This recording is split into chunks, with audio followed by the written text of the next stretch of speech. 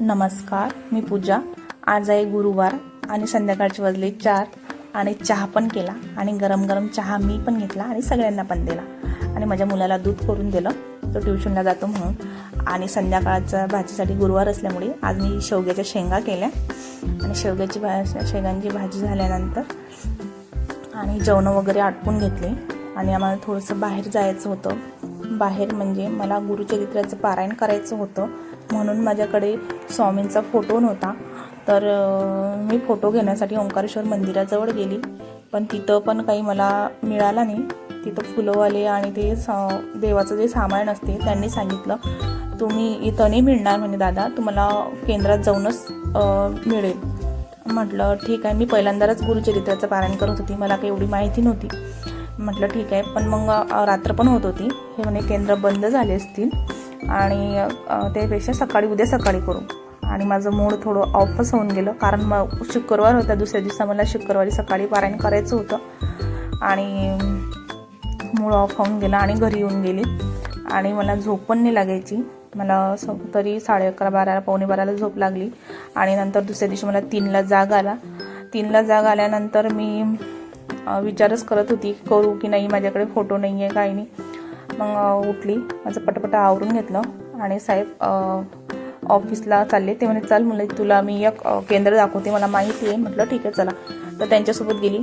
तर इथं मी स्वामींचं पहिले दर्शन वगैरे घेतलं आणि तिथं मला कोणीच दिसलं नाही। तिथं मस्त अशी सुंदरशी रांगोळी पण काढलेली होती आणि पण तिथं कोणीच नव्हतं, तिथं जवळचंच केंद्र होतं। पण मग मला असं वाटलं, मी 5-10 मिनटं वेट केला तिथं, पण मग शेवटी शेजारी एक ताई दिसल्या मला। मी ताईंना विचारलं, त्या ताई बोलल्या इथं रिंग रोड आहे आणि त्या रिंग रोडच्या बाजूला प्रतापनगर आहे। म्हटलं थँक्यू। मग त्यांनी सांगितल्यानंतर मी तिथून पैदल गेली, कारण साहेब ऑफिसला निघून गेले होते आणि मी तिथून पैदल गेली आणि विचारत मी फायनली केंद्रामध्ये पोहोचून गेली। आणि पोहोचल्यानंतर मी महाराजांना नमस्कार केला आणि ते दादा तिथं सेवा करत होते, त्यांनी विचारलं दादा मला स्वामींचा फोटो घ्यायचा आहे, तर ते बोलले आणि त्या दादांनी सांगितलं इथून 3च मिनटं लागतात, एक दुकान आहे, त्या दुकानावर तुम्हाला फोटो मिळून जाईल। मी म्हटलं ठीक आहे आणि ते दादा म्हणाले आता आरती होते तर तुम्ही थांबूनच जा। म्हटलं बरं। म्हटलं आपण पहिल्यांदाच केंद्रात आलो आणि आपल्याला आरतीचा योग पण आला, तर करून घेऊ।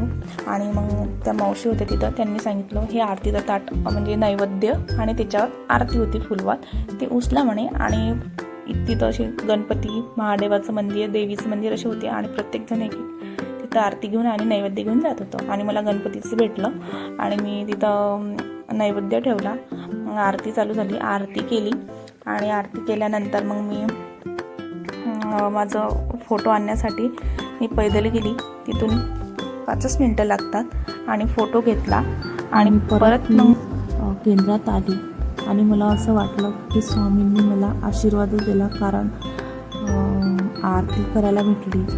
पहिलाच दिवस माझा केंद्रातला आणि प्रसाद वगैरे सगळं आणि नैवेद्य पण माझ्या हातातून गेला, म्हणून मला खूप आनंद झाला।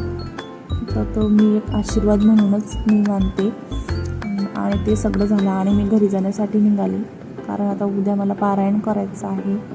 तर मी काही फुलं, फळं आणि काही नारळ वगैरे घ्यायचं होतं, ते घेतलं आणि घरी जाण्यासाठी निघाली। तर तुम्हाला माझा व्हिडिओ कसा वाटला, माझ्या चॅनलवर नवीन असाल तर माझ्या चॅनलला लाईक करा, शेअर करा आणि सबस्क्राईब करा। तोपर्यंत बाय बाय, नमस्कार, थँक्यू फॉर वॉचिंग।